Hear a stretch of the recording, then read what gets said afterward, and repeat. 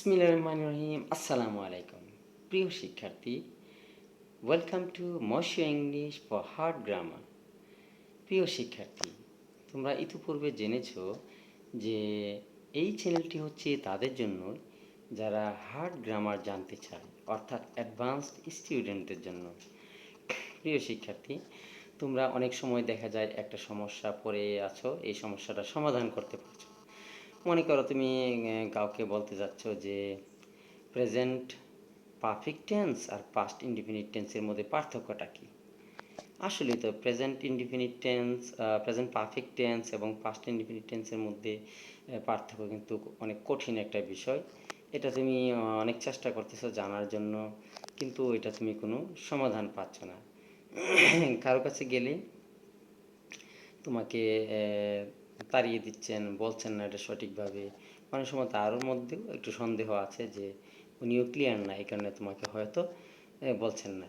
প্রিয় শিক্ষার্থী, এরকম আরও আছে, যেমন আই এম সিক এটা শুদ্ধ নাকি আই এম ইল এটা শুদ্ধ। তো এটা যেটা শুদ্ধ হবে এটা কেন শুদ্ধ তুমি এটা জানতে চাও, কিন্তু এটা তুমি কারো কাছে সঠিক উত্তর পাচ্ছ না।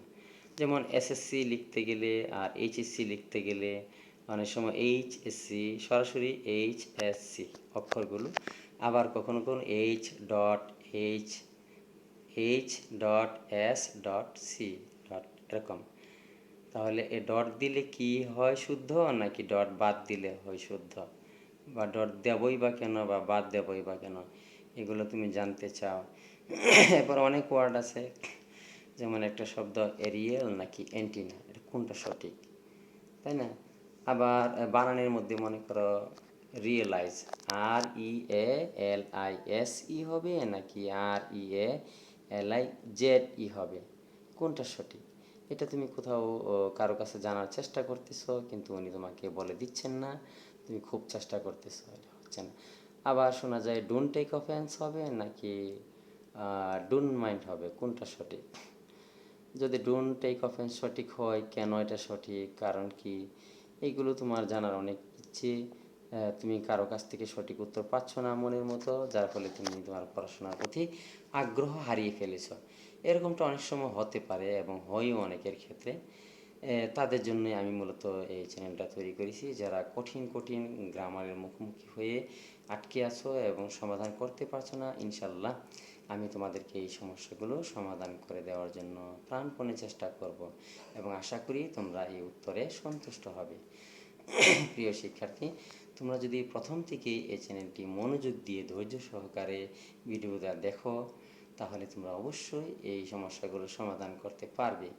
ধৈর্য নিয়ে শুনতে হবে, ঠিক আছে প্রিয় শিক্ষার্থী? তাহলে তোমরা ভিডিওগুলো প্রথম থেকে দেখো।